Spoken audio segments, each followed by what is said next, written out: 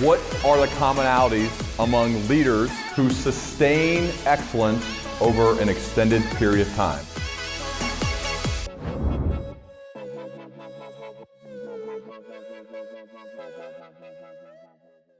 Jason, it's so great to have you here on the Learning Leader Show. Welcome. It is great to be here. Let's get started. I want to actually go all the way back to 1348. The bubonic plague, it breaks out in Europe. Mm-hmm. What happened as a result of that?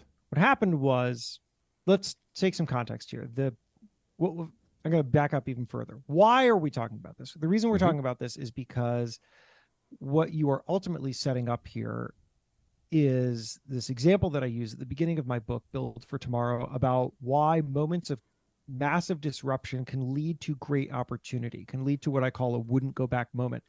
And at the very beginning of the pandemic, I didn't know, nobody knew what was coming.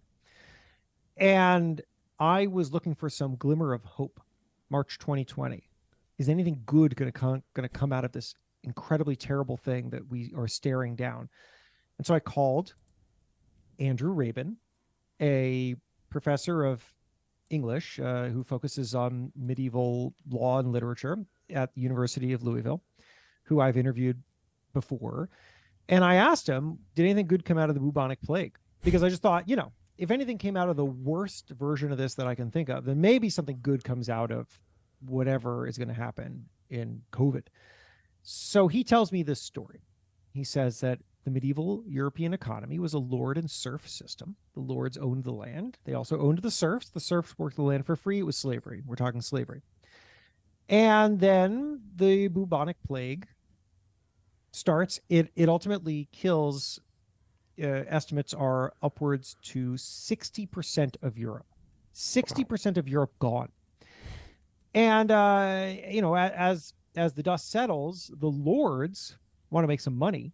They have to get their businesses back up and running. And they say, go to the serfs and they say, serfs, it's time to go back and work the land here. But something has changed. The thing that has changed is that there are no longer enough serfs for all the lords because so many of them have died. We have what today we would call a labor shortage. And the lords start to compete for the serfs. They start to say, come work for me. No, come work for me. They start to offer incentives to come. They start to build what the serfs realize is the opportunity for compensation. And so begins the very, very start of the employment contract as we know it. The idea that labor has a value, that the people who do that work should be compensated for it.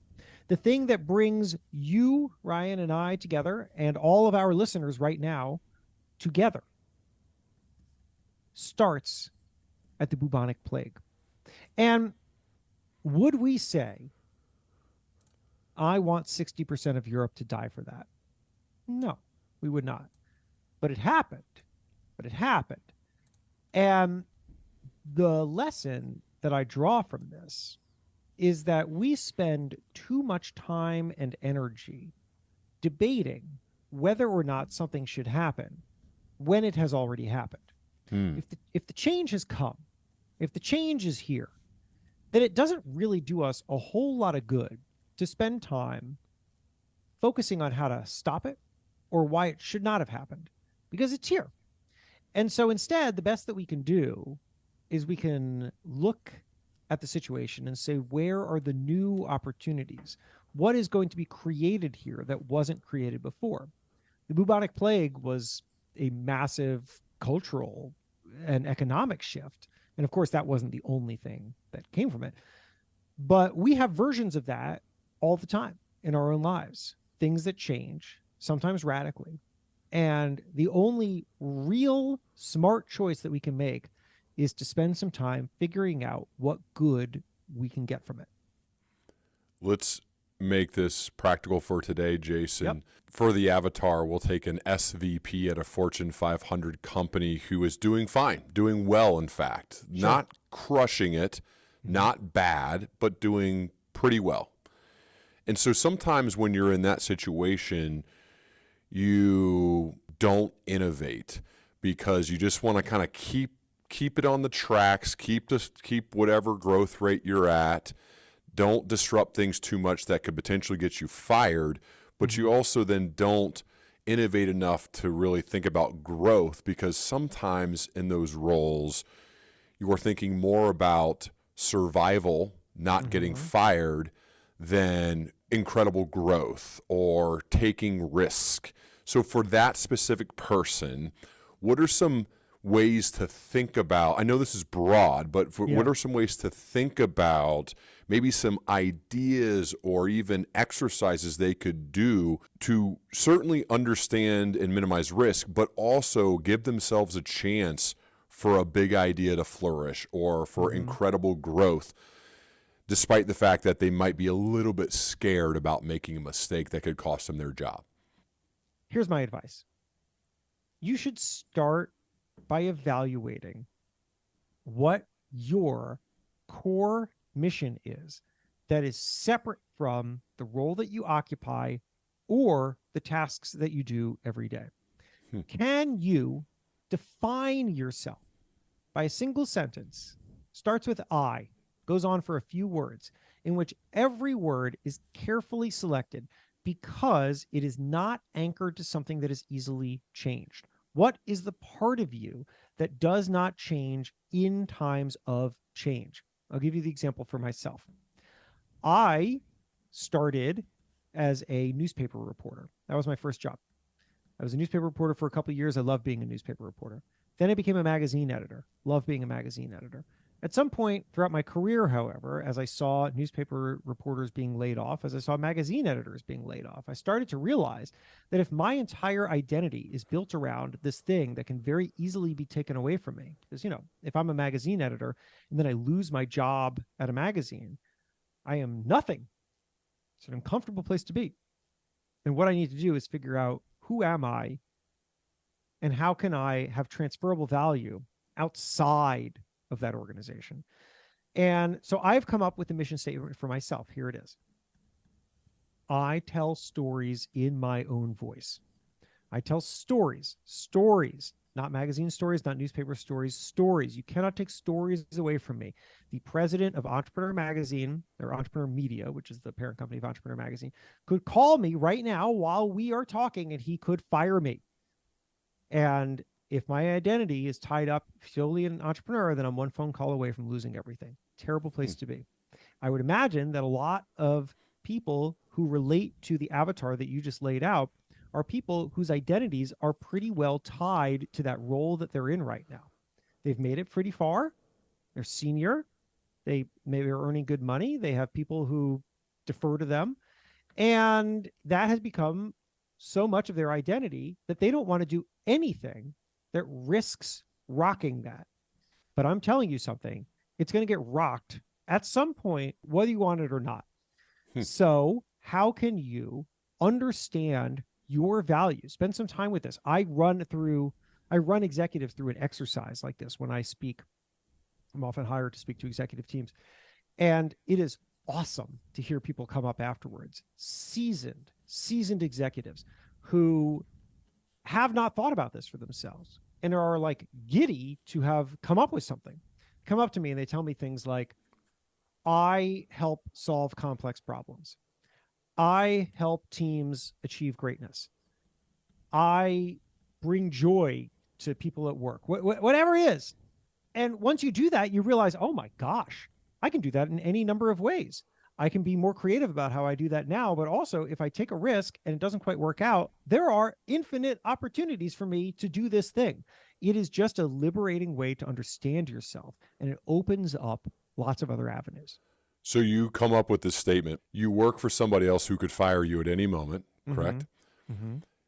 But in addition to working for that person or that company, you publish books, you publish podcast episodes, you write, right? You're shipping work regularly. You are telling stories in your own voice.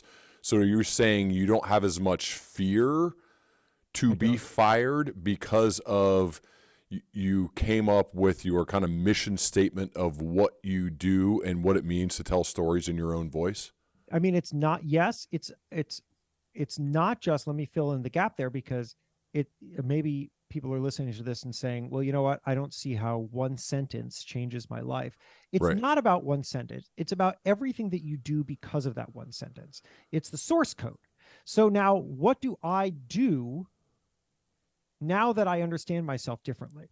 If you rewind a bunch of years, when I thought of myself as a magazine editor, I didn't have all this other stuff. But once I started to think, I tell stories in my own voice, I start to think, well, how can I live that? What is that? If I tell stories in my own voice, that means that the magazine job that I have is just one articulation of a broader set of value that I can bring to the world. So what else can I do? Now, everybody's going to be in a different situation, right? Like I happen to work in an organization that does not mind, and in fact is very encouraging of me doing these other things outside of the company. So I wrote this book, Build for Tomorrow. That was an independent project. Entrepreneur was not involved in it in any way. I travel and I speak, I make podcasts, I do all of these things. And Entrepreneur, to my great fortune, sees these as additive to my role and to Entrepreneur, because it helps amplify my voice and therefore helps amplify awareness of Entrepreneur. So that's great. Not every organization is going to think quite like that, but you surely have opportunities inside and out where you can start to express and engage with the thing that is of value to you. If you are an SVP somewhere and you have a lot of expertise that has been hard earned, well, okay, fine. Maybe you don't want to stick your neck out so much as to write a book and start to promote yourself as a speaker, but can you go be an advisor, an informal advisor to a bunch of startups? I bet that they would really value your insights. And I bet you would get a lot out of it. You'd be extremely excited to be taking these. I mean, this is what I do. I'm an advisor to a bunch of startups. I get one of my founders who texts me and says, hey, do you have 5 minutes? I got a problem. And I get him on the phone and he's panicky and it's fun. I get to talk through this stuff. I love it. And what do I get in exchange? I mean, and I get a small amount of, advisor equity. So it's great. It's a bet. Maybe it'll pay off. Maybe it won't, but it's a nice way for me to engage with my core value, to help others to think about what I would want to do next. And maybe, frankly, if today Entrepreneur does fire me, some of those things that I've been doing will turn into the next main opportunity. Right now, they're all side opportunities, but what happens if the deck shuffles?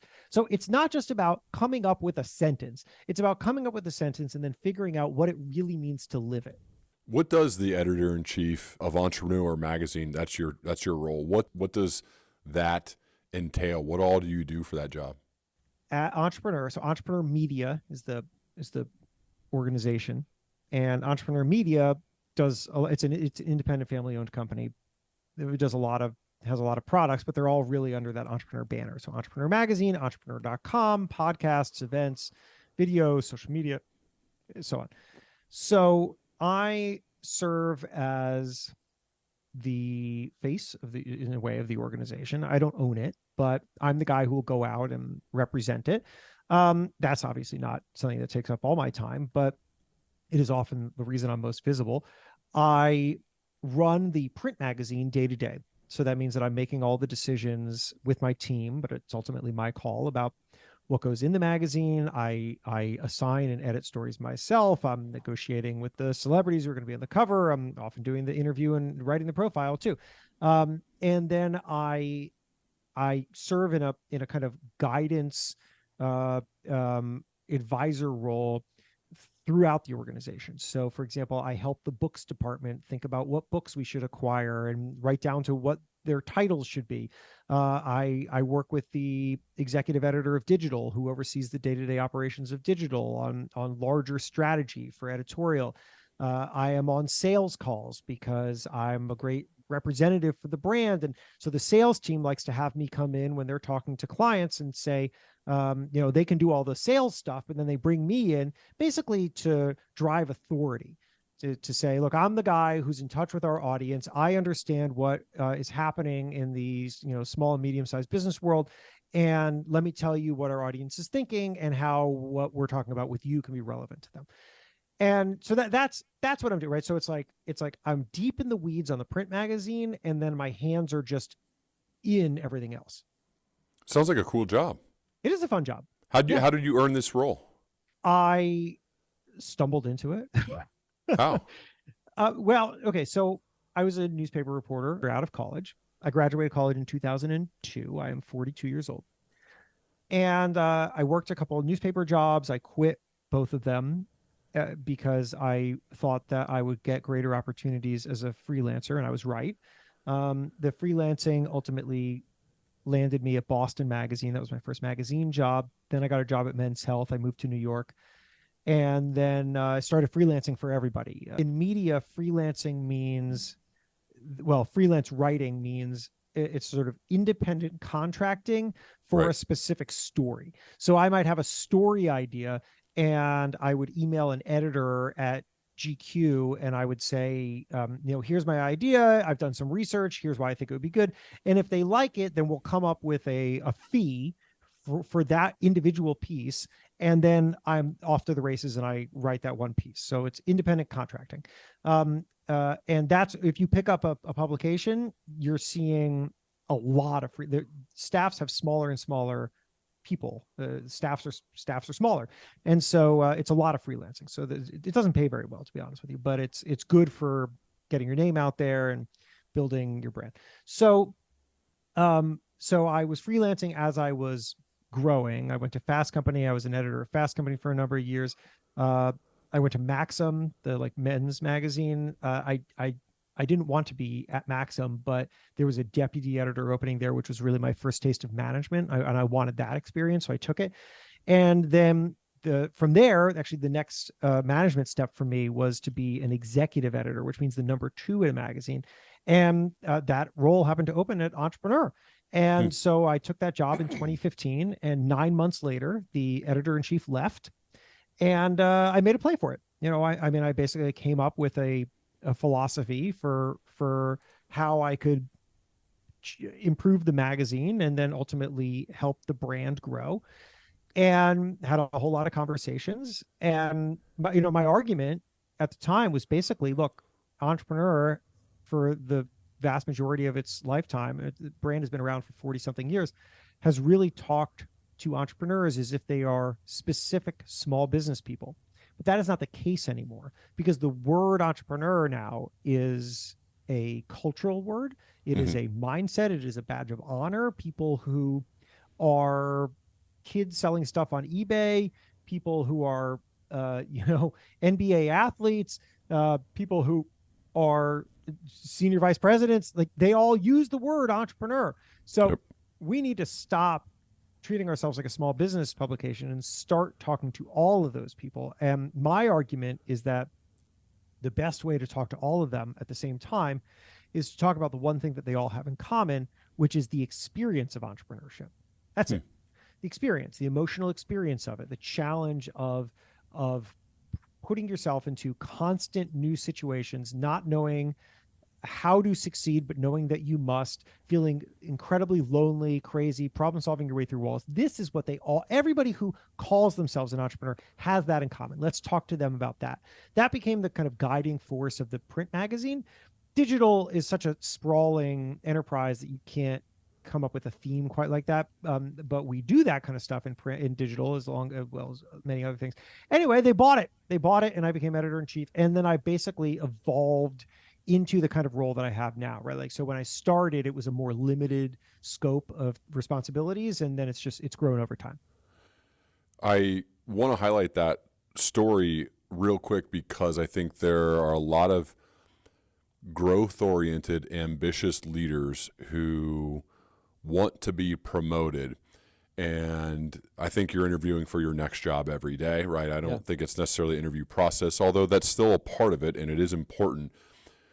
But it feels to me, and correct me if I'm wrong, that you focused more on the needs of the company and how your ideas could help create more revenue, create more ideas, could make the company better, could grow the company, versus saying, look at me, look what I've done. Now that's part of it because you need to have the credibility, but you focused more on what they want, what they need, how you could help them, and less on look how awesome I am. Am I accurate in that statement?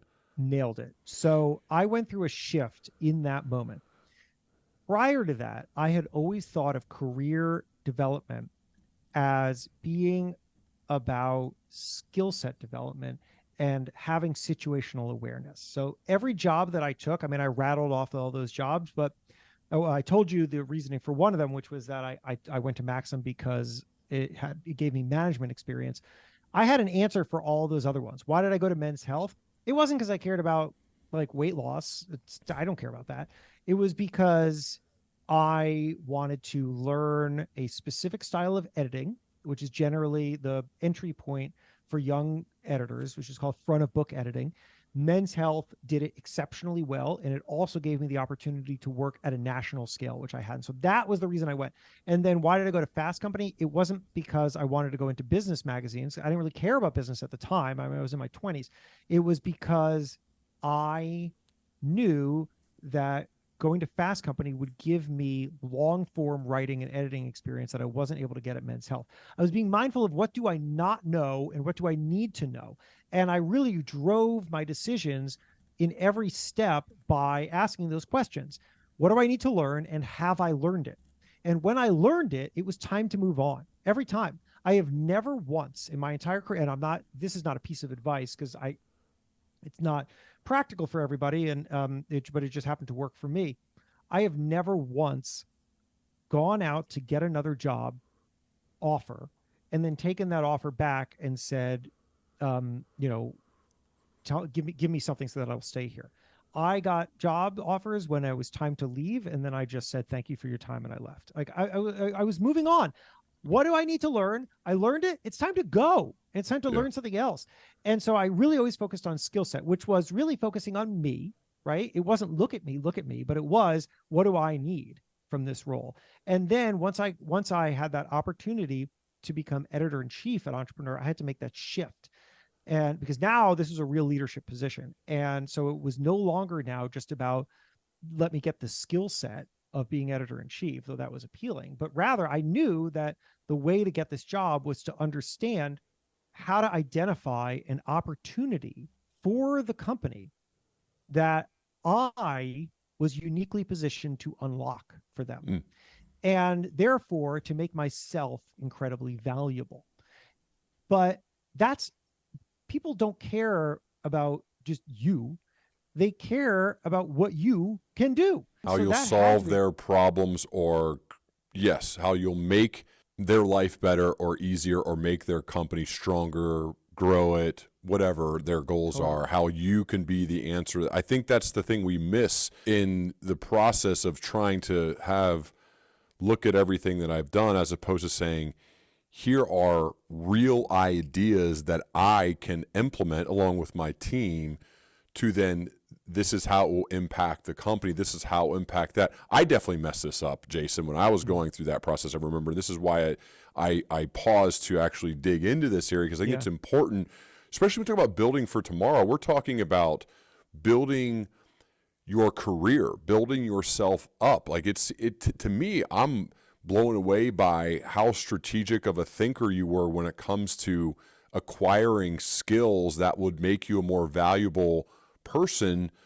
to these companies. I wasn't thinking of that at all. I was just like, what's the next job? What's the natural promotion for that? Oh, it's the manager. Okay. I mean, where does that come from in your mind to think about tomorrow, to think about the skills needed that will make you more well-rounded, that will make you a more attractive candidate for a job? I'm curious how your mind was set up that way. What you were just saying there reminds me of this term that I use a lot and I share with people, which is, don't ask for an opportunity, be the opportunity. Like that's the difference, right? Like you don't just go around asking for opportunities. People do that. People ask for opportunities. People will email me right every day. I'll get 10 of these by the time we're done with this conversation in my inbox, where somebody's emailed me and they'll just say, can you write an article about me? Right? But no, the answer is no, because I'm not a service provider whose job is to hand out opportunities. My job is to serve an audience. And that means that I'm always mindful of what does my audience need. And if somebody can tell me something that I can see as relevant to my audience, because they're going to learn, my audience is going to learn something by understanding how you, entrepreneur, thought through some challenge, well, then I will want to tell it to them. But that's being an opportunity, not asking for an opportunity. And the same is true in promotions and growth in your career. Make sure that you understand the needs of the people that you work with and the needs of the organization, and show them that you are the opportunity, that by putting you in a position to grow, they grow too. That is it, right? You carry value on your shoulders, and that is when you can succeed. Let's talk about change. This is one of the biggest questions I feel like I get from leaders. Change is the only constant. It's the only thing that will always be happening. And you write about the 4 distinct phases that people go through when they experience change. I'll high level it and then you drill down. Okay. So the 4 phases: panic, adaptation, new normal, and the 4th is wouldn't go back. Can you explain what these 4 phases are and how understanding them will make you a more effective leader? The week before COVID lockdowns, when we were all like, this thing's crazy, but we're all still going out, I went out to a friend's birthday dinner at a restaurant. And, there are like 12 of us sitting around a table. And I'm talking to this woman who was sitting next to me. Her name is Megan Asha, and she runs a company called Founder Made, which, among other things, runs a series of trade shows for the CPG industry.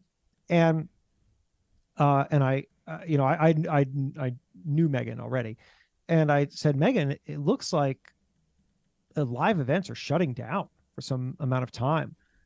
What are you going to do?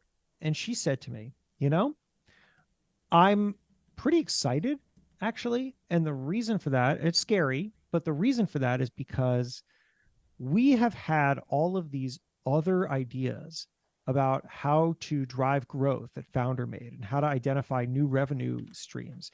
And we've never been able to really explore any of them because all of our resources have to be put on making sure that the next trade show goes well.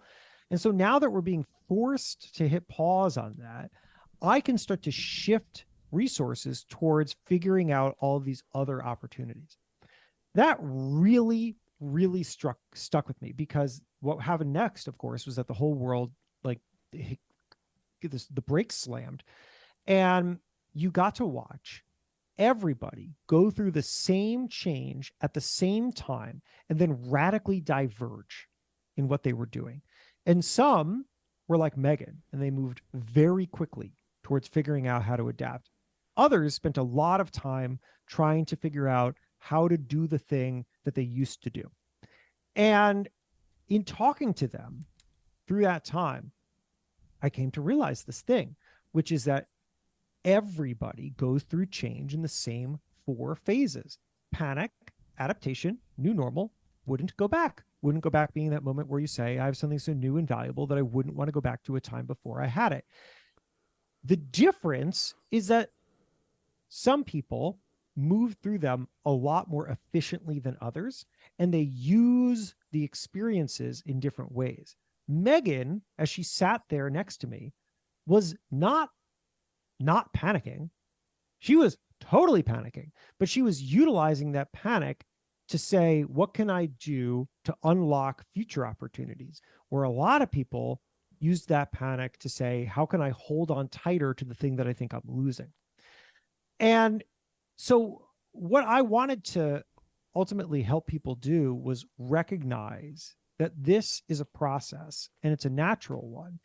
And that just because you feel fearful doesn't mean that you aren't either on the right path or not set up to discover a better path.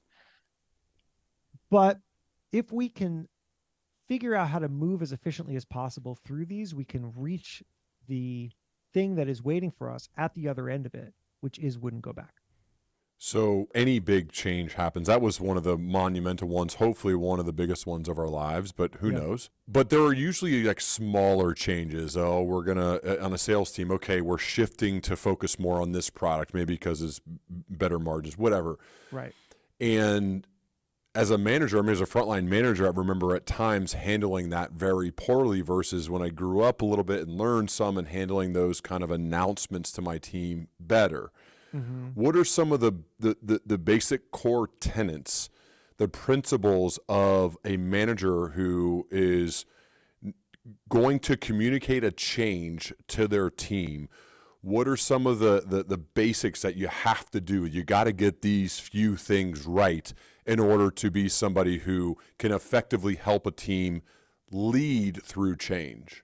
Step one, remember you have probably had a lot more time to sit with the reality of this change than the people you are introducing it to. This is particularly true if you're at a level in which you were involved in the development of the change. You had time to think about it. And your team hasn't. You're introducing it to them right now. So give them some grace because they need it, because you had time to adapt and adjust and absorb, and they need that time too. You also then need to communicate to them that there's a value and a purpose to this, that it serves a role, that it can help them, and that frankly, it's not that different from the thing that came before. Here's what I found. Here's what I believe. People hate new things, but they love better versions of old things because everybody wants to do something better. They just don't want to be thrust out into something that feels like loss. Remember that people experience change as loss. They immediately think of the thing that they know really well that they won't have access to, and that feels like loss to them. We are programmed for loss aversion. This is decades of psychological research have confirmed this, or we are more concerned about protecting against loss than we are at identifying and pursuing gain. It's the reason why we'll make decisions that are sometimes really counter to our own self-interest because we're mostly concerned about losing something, or we perceive some kind of gain as a loss. If you get promoted and a colleague of yours at the same level gets promoted to a higher level, you feel like you lost something even though you gained it.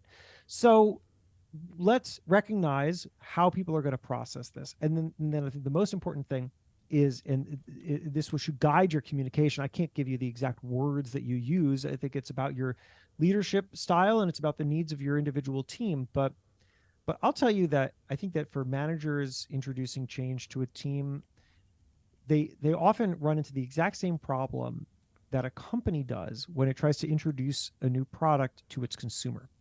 And that is that they understand the value of this change or this new thing a lot better than the people that they're introducing it to. And they don't recognize that gap. And as a result, they start to talk about and introduce concepts and new things from the vantage point of, this is really good. Let me bring this to you.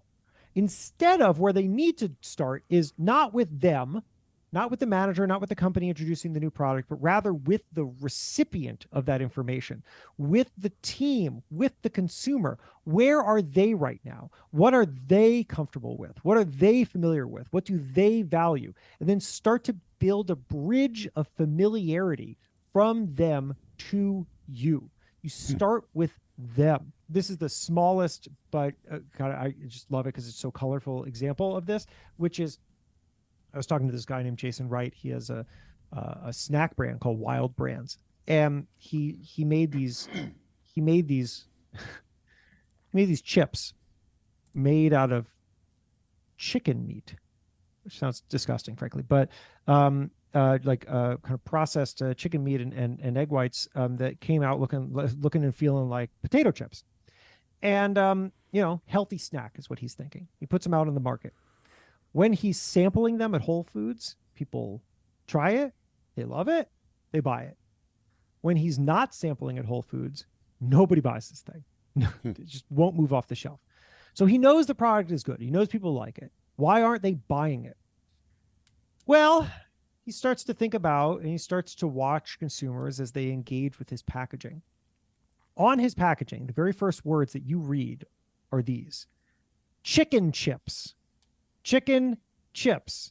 And he comes to realize, for most people, that sounds disgusting. It sounds disgusting. So after a long process of testing the marketplace, he hadn't tested the marketplace before, they put out new bags. These bags, the first words that you see are protein chips. Now they sell. Why? Because people are familiar with that already. They already have protein shakes, and they already have protein bars, and they already have all these sorts of other protein things. Now it's protein chips. This is starting with the language and the framework that the consumer is already familiar with. And once you have that, now they're on board. And now you get to have a conversation with them and say, which is now what the rest of the packaging is, which is say, protein chips, you know all about that. Here's the thing. What makes ours special is that it's only whole ingredients. It's only chicken breast. It's only right. And now you're building trust, but you got to start where they are. The problem, the first, was that he thought chicken chips was a good idea, so he assumed everyone else would think so too. But no, because nobody's ever heard of that because it sounds disgusting. So instead, we got to start with where people are. What do they value? What are they familiar with? Build from there. Okay, a couple more things. You got some advice from Ryan Reynolds, the famous Ryan Reynolds. In order to be good at something, you have to be willing to be bad. Can you expand on what you learned from him about this willingness to be bad in order to get good? Yeah, I interviewed him for the magazine a year or so ago. Incredibly smart guy. We were talking about how he's made this shift from acting into all sorts of business. He started an ad agency, owns a gin and a mobile phone company. And anyway, he said, in order to be good, you have to be willing to be bad. What he's saying is that we make this mistake, which is that we think that we should be good at new things. And if we're not, then maybe it means that we shouldn't do them, that we're just not cut out for it. But the thing is that everybody is bad when they start something new, everybody. And so the thing that makes the difference isn't whether or not you are good at the new thing. The thing that makes the difference is whether or not you are able to tolerate being bad long enough to get to good. Because most people aren't. Most people bail because most people don't like being bad at things. It's really uncomfortable. So I love that piece of advice because it really helps you reframe an experience of trying something new where, yes, it's frustrating, but you have to recognize that it's also part of the process and that success doesn't look like being good at the beginning. That's impossible. Success looks like sticking with it and adapting. Okay, there are two different opportunity sets. Yes. Opportunity set A and opportunity set B. What are the differences between the two? So this is from a concept that I have called work your next job, which plugs into some of the things that we were talking about earlier. Particularly, I'm thinking about that SVP who's maybe feeling stuck or at least afraid. So work your next job is this. In front of you right now, there are two sets of opportunities, just like you said. Opportunity set A, opportunity set B. Opportunity set A is everything that's available to you. So that could be it's just whatever you are measured on, whatever you're supposed to do every day, that whoever above you expects you to do a good job at that. That's opportunity set A. Opportunity set B is everything that's available to you that nobody's asking you to do. That could be at work. It could be, new responsibilities, new team, but it could also be outside of work, and it could take any form. You like podcasts? Start a podcast. Earlier, I talked about, you've got a wealth of knowledge as an SVP. I guarantee that there's some entrepreneur out there who would love to have you as an advisor. These kinds of things, I think, are always more important, infinitely more important than opportunity set A. Not to say opportunity set A is unimportant. You got to do the things that are asked of you.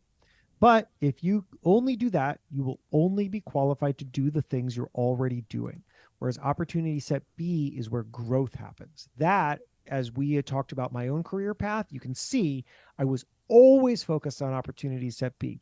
I'm going to freelance. I'm going to learn these new things. I'm going to put myself in these new positions. I started podcasts Nobody asked me to start a podcast. I joined the video team at Fast Company. Nobody asked me to join a video team, but I did it because I wanted to learn how to be good on camera because I thought that that would be useful, and it has been. So the more that you can focus on what is available to you, the more you will open doors in the future. When you think about all of the people you've interviewed for Entrepreneur Magazine, whether it's The Rock or Ryan Reynolds or Gary Vee or tons of others, Yeah. what have you found to be some of the commonalities among those leaders who have sustained excellence over an extended period of time? All of them are, first of all, to the theme of our conversation, adaptable. They think a lot about it. Mm-hmm. They're also very self-aware, and they have found a way to process their mistakes or failings and find value in them. That's my favorite part of those conversations. Always. I mean, everybody who you mentioned and then some, I immediately think of, the thing that The Rock told, he told me this great story about, we were kind of trading stories about moments where we were accidentally obnoxious to other people. And he, for example, told me this story about being, it was he and Danny Garcia, who's his business partner. They were early days. He was like a wrestler, and maybe he started just acting, was trying to figure out how to grow his career. And he had a bad day, something had not gone wrong, and they were out at a restaurant, and somebody comes up to him, this couple, and they ask for an autograph, and he gives them a big, very clearly does not want to do this, and he kind of scribbles his name, and he said that they immediately started apologizing. I'm so sorry for interrupting, sir. And then they walked away, and he and Danny then spent the rest of the meal kind of breaking down that moment and trying to see what just happened from the fans' standpoint. They saw him from across the room. They talked about it for a while. Oh my God, is that The Rock? I think that's The Rock. Should we go talk to him? Oh, we shouldn't bother him. No. And then they did it. They finally gathered the courage, and they went over to him, and he plays some role in their life, whatever it is, just entertainment, but there's some role that he plays in their life. And probably the only in-person experience that they will ever have with him is him being an asshole. He's like, I realize, like, what a lucky, these were his words to me. He's like, what a lucky son of a bitch I am that somebody would want to come over and ask me for my autograph. What a lucky son of a bitch. And it changed the way that he thought about what he is like in public, what he owes the people who have invested their time in his work. And he's never forgotten it. And I will tell you, or everything that I ever read about that guy before I met him was that he is a just incredibly gracious man, and it's true. All of it's true. He was incredibly I interviewed him maybe 3 years ago. At this point, I included a very small amount of something that he said to me in my book, and I mailed it to him afterwards. I mean, not to his home. I don't have his address, but I mailed it to his office. Months went by. He probably gets a lot of mail, but I'll tell you, a couple of weeks ago, I wake up, I check Instagram. I've got a DM from The Rock. It's a voice memo, and it's a voice memo. And I play it, and he's like, "Hey, Jason, DJ here. I was in my office. I just saw your book. I'm sorry, I don't know when you mailed it to me, but I just want to say, congratulations." And he just went on for like a minute talking about the book and talking about our time together and like things that he's thought about since. And like, that guy doesn't need to do that. He doesn't need to do that, but he does. And I guarantee that it all came back to that one moment where he recognized something in a moment of failing.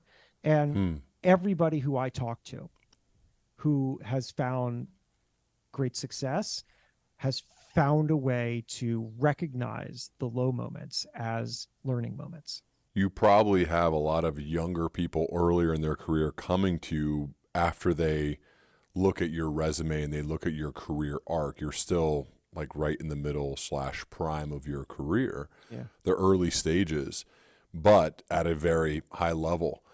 And so I would imagine that there are questions you're regularly asked. And so I'd like to ask you the same ones for that person who is in their early to mid 20s, graduated college, want to leave a positive dent in the world, build a cool career, something that makes a difference, something that they have passion for. What are some general pieces of life/career advice you'd give to that person? Try and quit. I mean, I can only tell you the thing that worked for me, right? And what worked for me was that I had an idea of something that was the starting point of what would be a career that I loved. I knew that I wasn't going to start at the end point. I couldn't start at my goal. I started at a tiny community newspaper because that was what was in front of me. And I tried it and I learned something and then I quit. And then I did it again. What now is available to me? Try it, learn it, quit. And then the next one, try it, learn it. And that time it was leave for another job. And then I did it over and over again. Don't be afraid. Like, life is a series of experiments. And the worst thing that you can do is be afraid of taking some step because you think that it's going to lock you into something. It's not. Take the step, whatever it is, learn something. Every experience you will learn something from. Don't sit around waiting for the perfect thing. The perfect thing doesn't exist. Whatever your dream job is, if you actually got it, I guarantee you it's not a dream. Instead, you're going to build something great yourself, and you're going to do that by learning and calibrating along the way. So good. The book's called Build for Tomorrow, an action plan for embracing change, adapting fast, and future-proofing your career.